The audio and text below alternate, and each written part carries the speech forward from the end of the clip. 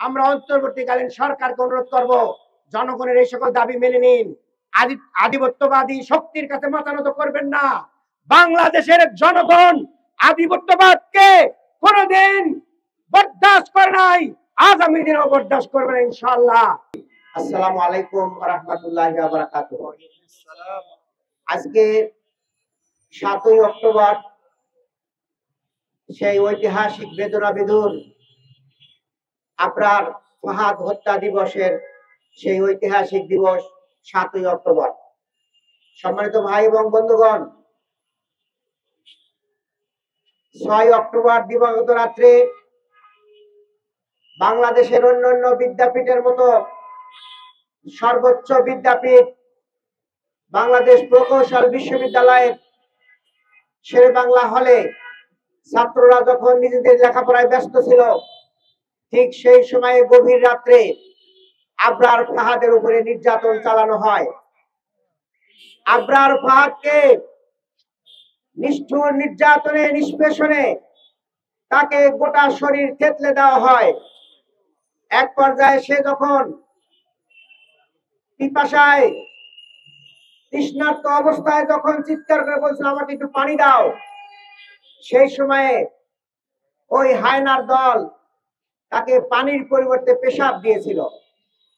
সংগ্রামী ভাই এবং বন্ধুগণ, একজন মুসলিম ছাত্রের সর্বশেষ আকুতি ছিল পানি, তার পরিবর্তে যারা তাকে পেশাব দিয়েছিল তাদেরকে আমরা মানুষ বলতে পারি না, তারা চতুষ্পদ জন্তুর চাইতেও নিকৃষ্ট। আর তারা হলো শেখ হাসিনার পেটুয়া বাহিনী। এখান থেকেই আমরা বুঝতে পারি শেখ হাসিনা কত নিকৃষ্ট এবং নিগৃহীত ছিল।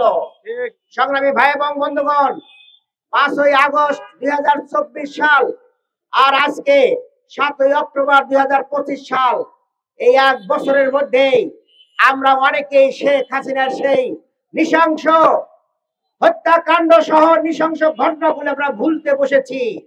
সংগ্রামী ভাই এবং বন্ধুগণ, এই সেই শেখ হাসিনা যিনি বাংলাদেশ থেকে পালিয়ে ভারতে গিয়ে অবস্থান করছেন, আর সেখান থেকে তিনি উস্কানি দিচ্ছেন যে তোমরা বসে থেকো না, তোমরা অস্ত্র হাতে নিয়ে এদেরকে শান্তিতে থাকতে দিও না।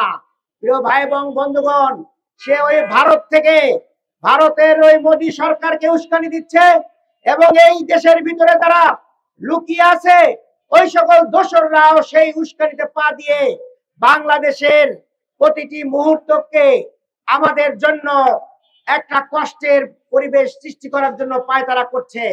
সংগ্রামী ভাই এবং বন্ধুগণ, এই সেই শেখ হাসিনা যিনি আয়নাঘর তৈরি করেছিলেন এবং হাজার হাজার মানুষকে সেই আয়নাঘরে বন্দী করেছিলেন এবং সেখান থেকে অনেককেই তারা নৃশংসভাবে হত্যা করে তাদেরকে সেই অন্ধকার গুহার মধ্যে ফেলে দিয়েছে। সংগ্রামী ভাই এবং বন্ধুগণ, এই সেই শেখ হাসিনা যিনি হাজার হাজার মানুষকে ক্রস ফায়ার দিয়েছে। আমরা জানি আমাদের এই মোহাম্মদপুর আদাবরের শিবিরের সভাপতি হাফেজ জাকিরকে ধরে নিয়ে যাওয়া হয়, আজও তার সন্ধান পাইনি। আমরা সেই ক্লিন মিশনে একজন সৈনিকের সাথে কথা বলেছি, তিনি চোখের পানি ছেড়ে দিয়ে বলেছেন যে জাকিরকে সারা রাত নির্যাতন করা হয়েছে। ফজরের আযান যখন হয় সেই সময় উপর থেকে সিদ্ধান্ত আসলো তাকে ক্রস ফায়ার করে এবং বুড়িগঙ্গার মধ্যে ফেলে দাও। জাকির তখন বলেছিল যে আমি কোরআনের হাফেজ, আমাকে একটা বারের জন্য সুযোগ দেন, আমি ফজরের 2 রাকাত ফরজ নামাজ আদায় করব। কিন্তু ওই শেখ হাসিনার নির্দেশ, ওই নৃশংস বাহিনী ফজরের নামাজ পড়ার সুযোগ দেয়নি, তাকে গুলি করে বুড়িগঙ্গা নদীতে ফেলে দিয়েছে।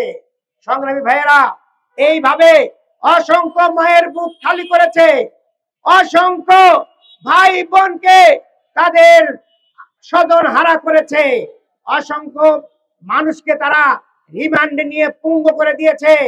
তারা আমাদের সাবেক কেন্দ্রীয় সভাপতি দেলোয়ার ভাইকে কিভাবে রিমান্ডে নিয়ে কিভাবে নির্যাতন করেছিল, কারেন্টের শক দিয়েছিল, তারা যুবককে তারা সেদিন পঙ্গু করে দিয়েছে। ডক্টর শফিকুল ইসলাম মাসুদকে তারা পঙ্গু করে দিয়েছে। এইভাবে হাজার হাজার নেতা কর্মীকে তারা রিমান্ডে নিয়ে এইভাবে পঙ্গু করে দিয়েছে। প্রিয় ভাইয়েরা, তারা আমাদের নেতৃবৃন্দকে মাওলানা মতিউর রহমান নিজামী, আলী হাসান মুজাহিদ, তারা মীর কাসেম আলীকে অন্যায় ভাবে ফাঁসি দিয়ে তারা আমাদের নেতৃবৃন্দকে তারা দুনিয়া থেকে বিদায় করে দিয়েছে। প্রিয় ভাই এবং বন্ধুগণ, এদের ভিতরে আমাদের প্রিয় নেতা এটিএম আজহারুল ইসলাম জীবিত ছিলেন। তার মাত্র একটা পদক্ষেপ বাকি ছিল, রিভিউ পিটিশন।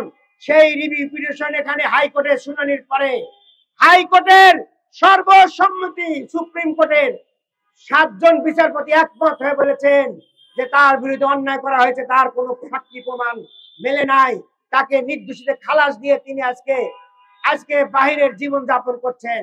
প্রিয় ভাই এবং বন্ধুগণ, আমাদের সকল নেতাকে যদি সুযোগ দেওয়া হতো তাহলে তাদের কাউকেই তারা ফাঁসি কেন, তাদের বিরুদ্ধে একটা ফুলের আঁচড় দেওয়ার সুযোগ পেত না।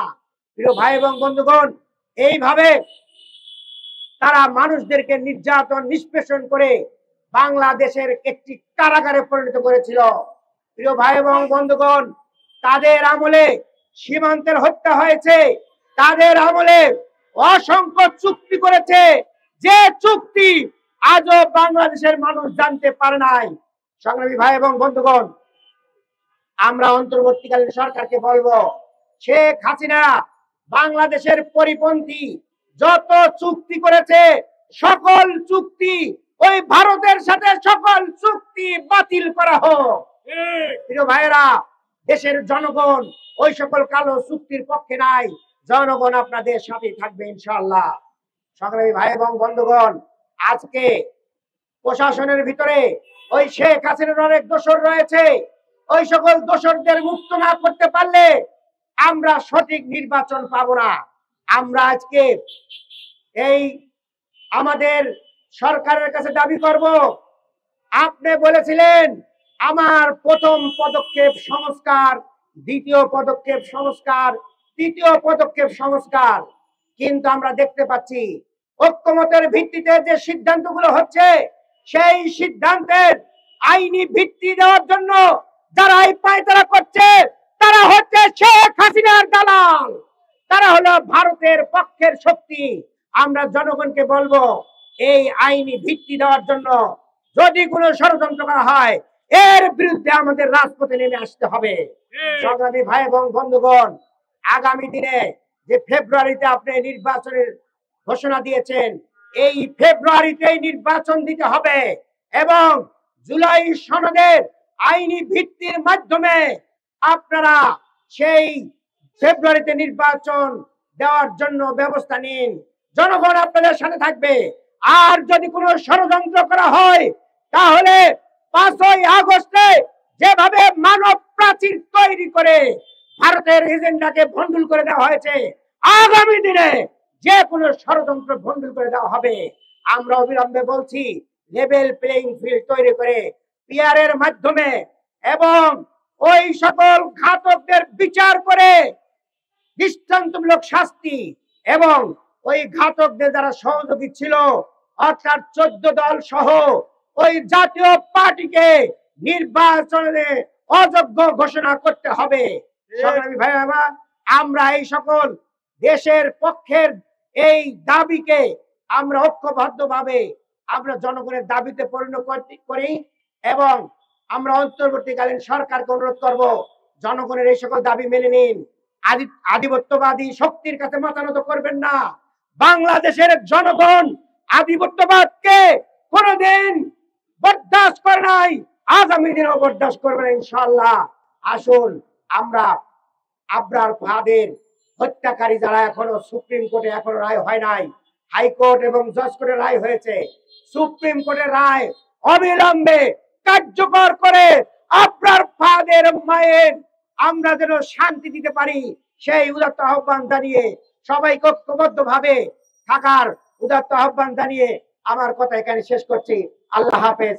বাংলাদেশ জিন্দাবাদ। এই তৌহিদি জনতা জিন্দাবাদ। আসসালামু আলাইকুম ওয়া রাহমাতুল্লাহি ওয়া বারাকাতুহু।